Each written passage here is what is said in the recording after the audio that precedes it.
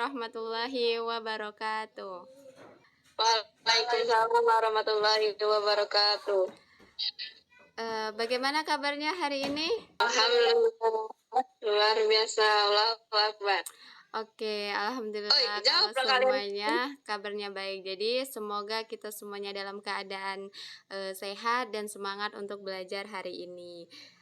Jadi sebelum kita memulai pembelajaran kita hari ini, jadi kan hari ini kita pertemuan pertama ya, dan juga dilakukan dengan Zoom gitu, online gitu. Jadi kalau bisa kita belajar dengan semaksimal mungkin, terus kita juga mengerti apa yang Ibu sampaikan hari ini.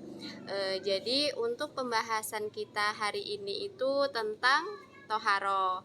Nah, jadi kalau misalnya pembelajaran pas SD itu kalian pernah belum apa itu toharo? Maksudnya kalian tahu nggak? Belum ya?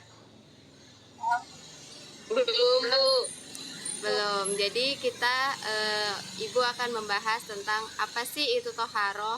Nah, jadi toharo itu kan dalam Islam yang berarti itu suci atau membersihkan diri dari hadas dan najis. Nah, agar seseorang itu dapat melaksanakan ibadah gitu. Nah, terutama dengan sholat. Nah, toharo itu juga merupakan salah satu syarat sah dalam beberapa ibadah, sehingga sangat penting dalam kehidupan seorang muslim. Nah, artinya kita sebagai umat muslim itu pasti kita kalau misalnya mau sholat atau mau apa, pasti kita bersuci dan membersihkan diri dari hadas maupun najis. Nah, terus ada pengertian toharo. Nah, jadi menurut bahasa itu artinya bersih. Nah, sedangkan secara istilah syara, toharo itu adalah bersih dari hadas dan najis. Nah, selain itu juga, toharo itu juga dapat diartikan kayak mengerjakan pekerjaan yang membolehkan sholat, kayak berupa wudhu, mandi, tayamum, dan menghilangkan najis. Artinya, kita kalau misal mau sholat begitu kita harus membersihkan diri. Nah, jadi kayak hukum toharo itu adalah wajib ya bagi setiap mukallaf lelaki dan perempuan. Nah, jadi dalam hal ini tuh banyak dari ayat Al-Quran dan hadis Nabi Muhammad SAW itu menganjurkan kita agar senantiasa menjaga kebersihan lahir dan batin. Nah, juga ada air yang sah untuk bersuci, misalnya untuk wudhu, mandi wajib, menghilangkan najis. Nah, itu adalah air mutlak. Nah, yaitu air yang suci dan menyucikan, kayak tidak tercampur najis dan tidak berubah sifat secara gratis. Artinya bagi setiap umat Islam, bagi lelaki atau perempuan, kita tuh wajib bertoharo, apalagi kalau kita melaksanakan sholat misalnya. Atau nah, juga ada beberapa nih jenis najis yang bersuci dan menyucikan. Nah, yang pertama itu ada air hujan atau air dari langit. Nah, air dari langit itu kan mungkin tidak tercampur dari kayak misalnya dari benda ataupun tercampur warna gitu, kayak benar-benar dari air hujan gitu, artinya bersih gitu. Terus ada air laut. Nah, air laut ini bisa juga untuk bersuci, tetapi dia tuh kayak nggak ada warna atau apa gitu. Terus ada air sungai. Nah, air sungai ini kita boleh untuk bersuci, tetapi harus mengalir gitu. Terus ada air sumur. Nah, air sumur itu bisa juga untuk bersuci. Terus juga ada air mata air yang keluar dari mata air, kayak misalnya dari tanah atau dari gunung. Nah, itu bisa untuk bersuci. Terus air salju. Air salju tuh air yang mencair dari salju, itu bisa dijadikan untuk bersuci. Terus ada juga air embun. Nah, jadi ada 7 air yang dapat kita gunakan untuk bersuci. Nah, terus ada juga bagaimana cara menghilangkan najis. atau benda kotor. Nah, tata cara kita menghilangkan najis dan hadas itu merupakan bagian dari toharo atau bersuci. Nah, yang menjadi syarat sah ibadah, terutama sholat, jadi secara garis besar, bersuci itu dibedakan menjadi dua, yaitu menghilangkan najis atau benda kotor dan menghilangkan hadas, keadaan tidak suci pada diri. Nah, eh, coba Ibu mau tanya, kayak hadas besar itu misalnya tuh kayak gimana? Misalnya hadas besar itu haid, Bu. Iya, kayak misalnya Ibu habis melahirkan nifas ya. Nah, itu hadas besar. Nah, jadi ada beberapa cara untuk kita menghilangkan najis tersebut. Nah, kayak misalnya kita tuh harus menghilangkan bendanya atau warnanya, rasanya, dan juga baunya. Nah, dan juga dibagi menjadi beberapa nih. Yang pertama itu ada najis mukhafafah. Itu najis ringan. Nah, misalnya air kencing bayi laki-laki yang belum makan apa-apa selain ASI dan belum berusia 2 tahun. Nah, cara menyucikannya itu cukup kita memercikan air suci ke area yang terkena najis hingga basah. Jadinya kita cukup percikan aja nih air ke kain yang terkena kencing bayi laki-laki tadi. Kalau misalnya dari bayi perempuan, nah itu beda lagi cara membersihkannya. Itu kita membersihkannya pakai air yang mengalir gitu sampai hilang baunya, wujudnya gitu. Nah, juga ada najis mutawasyito. Itu najis sedang. Nah, misalnya tuh darah, nanah, kotoran manusia atau hewan, dan juga kayak kena muntah atau minuman keras dan lain sebagainya. Nah, cara kita menyucikannya itu hilangkan wujud najisnya, lalu siram basuh dengan air suci hingga warna bau dan rasanya menghilang. Nah, artinya kita membersihkannya itu atau menyucikannya itu kita harus hilangkan benar-benar basuh air yang mengalir gitu sampai rasanya hilang, baunya dan juga wujudnya begitu. Nah, terus ada juga najis mughalazo atau najis berat.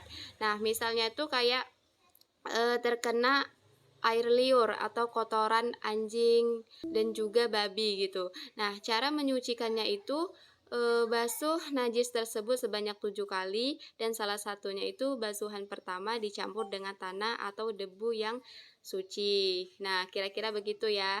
Nah, coba Ibu minta sebutin nih dari 3 najis tersebut apa aja. Coba Bunga. Tiga najis yang Ibu sebutkan tadi ya, Bu. Iya. Najis mukhaffafa, najis ringan, terus najis mutawasito, najis sedang, yang ketiga najis mughalazo, najis berat. Nah, terus contoh najis mughalazo nih, najis berat itu seperti apa? Coba Laila, najis mughalazo itu seperti apa dan juga sebutin juga cara menyucikannya bagaimana.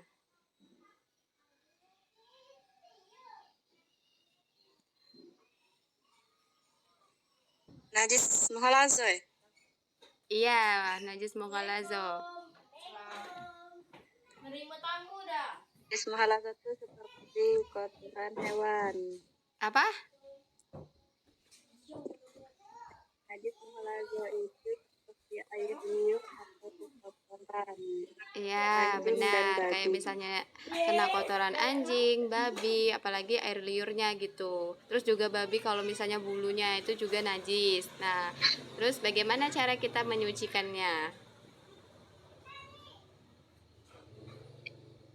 Sucikannya dengan membasuhnya sampai 7 kali. Iya, 7 kali. Dicampur dengan tanah 1 kali. Tanah. Iya, tanah atau debu. Oke, sekarang ngerti kan najis itu ada 3. Najis mukhafafah, najis mutawasito, sama najis mughalazo. Oke, terus kita lanjut lagi. Nah, terus ada tata cara kita menghilangkan hadas. Nah, yang pertama itu hadas kecil dan juga hadas besar. Nah, kalau hadas kecil itu disebabkan buang air kayak kentut atau tidur lelap. Nah, disucikannya itu dengan cara kita wudhu atau tayamum. Nah, kalau tayamum itu jika di sekitar kita tuh tidak ada air, nah kita boleh tayamum. Kalau misalnya ada air, ya kita wudhu gitu. Terus hadas besar. Nah, hadas besar ini disebabkan junub, kayak misalnya bersetubuh atau keluar mani, bisa haid atau nifas. Nah, disucikannya itu dengan cara kita mandi wajib atau mandi besar, yaitu meratakan air ke seluruh tubuh dengan niat atau tayamum jika berhalangan. Artinya kalau hadas besar itu kayak junub, nifas, nah itu kita lakukan dengan cara kita mandi wajib. Nah, terus mengapa sih tohara itu sangat penting dalam Islam? Nah, yang pertama itu sebagai syarat sah ibadah. Nah, yang dimana dalam Islam itu beberapa ibadah seperti sholat tidak sah tanpa keadaan suci. Oleh karena itu, seseorang itu harus membersihkan diri dari hadas dan najis terlebih dahulu agar ibadahnya diterima. Artinya, ketika kita mau beribadah kayak sholat, nah kita itu wajib untuk wudhu atau menghilangkan hadas dan juga najis. Nah, yang kedua itu ada menjaga kebersihan dan kesehatan. Jadi, tohara itu mengajarkan umat Islam untuk selalu menjaga kebersihan tubuh, pakaian, dan juga lingkungan. Nah, kebiasaan ini tuh dapat mencegah atau menghilangkan penyakit dan membuat tubuh kita lebih sehat. Artinya ketika kita ingin bertoharoh, ya kita harus suci dari hal-hal yang kayak misalnya najis atau dari hadas besar gitu. Nah, juga yang ketiga itu ada bentuk ketaatan kepada Allah. Nah, melakukan toharo itu merupakan perintah dalam Islam. Dengan melaksanakannya, seseorang itu mungkin menunjukkan ketaatan dan kepatuhan terhadap ajaran agama. Nah, kan toharo itu bersuci. Nah, kita tuh kalau bersuci ya pasti kita suci gitu. Kita wudhu atau bertayamum itu kita menghadap ke Allah. Nah, itu menumbuhkan kesucian lahir dan batin. Nah, toharo itu tidak hanya membersihkan fisik dari kotoran, tetapi juga mengingatkan manusia untuk menjaga kebersihan hati, seperti menjauhi perbuatan dosa dan juga maksiat. Nah, kalau misalnya kita suci dari hal-hal yang kayak kotor, terus pikirannya kemana-mana, kita harus bersuci gitu. Terus ada menumbuhkan kesucian lahir dan batin. Nah, toharo itu tidak hanya membersihkan fisik dari kotoran, tetapi juga mengingatkan manusia itu untuk menjaga kebersihan hati, seperti kayak menjauhi perbuatan dosa dan maksiat. Nah, terus ada membiasakan hidup disiplin dan tertib. Nah, dengan adanya aturan kayak bersuci sebelum ibadah, nah seseorang itu akan terbiasa hidup bersih, teratur, dan juga disiplin dalam menjalankan aktivitas sehari-hari. Nah, gitu. Artinya kita tuh sebagai umat Islam itu ya penting kita bertaharoh, menghilangkan najis dan juga hadas. Dan juga kalau kita mau sholat atau mau apa, nah kita tuh wajib menyucikan diri juga gitu. Coba Ibu mau nanya nih. Jadi kan tadi Ibu ada menjelaskan 7 air yang boleh untuk bersuci dan menyucikan. Nah, ada yang hafal nggak dari 7 air tersebut? Kalau misalnya ada, coba siapa yang mau?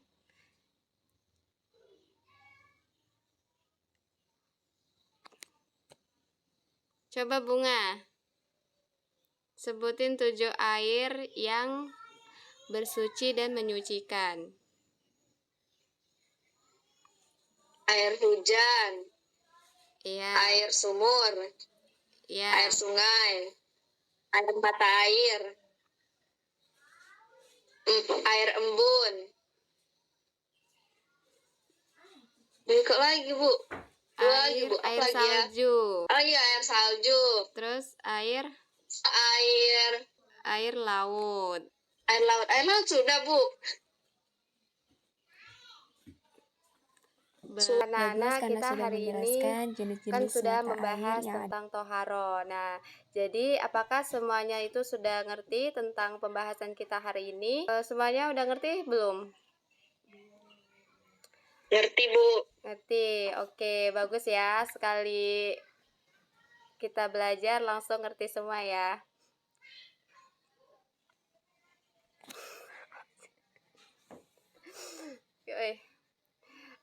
Jadi kita hari ini cukup sampai di sini aja untuk pembelajaran kita toharoh. Nah, nanti kan banyak nih pembahasan dari toharoh. Nanti kita sambung untuk pertemuan selanjutnya gitu, insya Allah ya. Nah, jadi kita dapat menyimpulkan toharoh itu bersuci dari hadas dan najis, yaitu semua ya. Nah, untuk pembelajaran kita hari ini cukup sampai di sini. Jadi untuk pertemuan selanjutnya kita akan bahas tentang wudhu, tayamum, dan juga masih banyak lainnya ya. Jadi dapat kita simpulkan bahwa pembahasan kita hari ini itu kan toharo.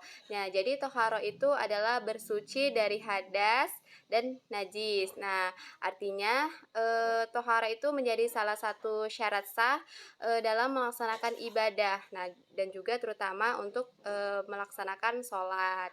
Nah, juga kita tuh banyak mempelajari hari ini tuh tentang jenis-jenis air dan juga tata cara menghilangkan najis dan hadas sesuai dengan ketentuan dalam Islam. Nah, jadi nanti anak-anak bisa mempraktikkan kayak misalnya air apa aja nih yang bisa untuk bersuci. Nah, itu bisa dipraktikkan dalam kehidupan kita sehari-hari. Dan juga kayak bertayamum gitu. Misalnya anak-anak nih ada yang kesusahan air, misalnya mau sholat. Nah, anak-anak tuh bisa bertayamum gitu. Nah, jadi untuk pekan depan itu kita kita bikin tugas aja nggak buat pertemuan selanjutnya? Setuju nggak? Setuju ya?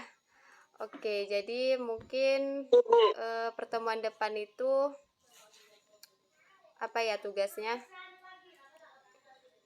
Nanti Ibu kirim aja ya di grup tugasnya untuk minggu depan itu apa. Pembelajaran kita hari ini cukup sekian.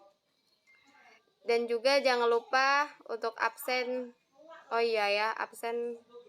Nanti Ibu absen manual aja ya. Oke. Nanti abis kita Zoom, Ibu langsung kirim soalnya di grup. Nah, nanti pekan depan itu harus semuanya udah dikumpul ya. Oke, kita tutup pembelajaran kita hari ini mengucapkan hamdalah. Alhamdulillah Rabbil alamin. Ibu Oke, akhiri, terima kasih. wassalamualaikum Terima kasih, Bu. warahmatullahi wabarakatuh. Ya. Sama, Bu.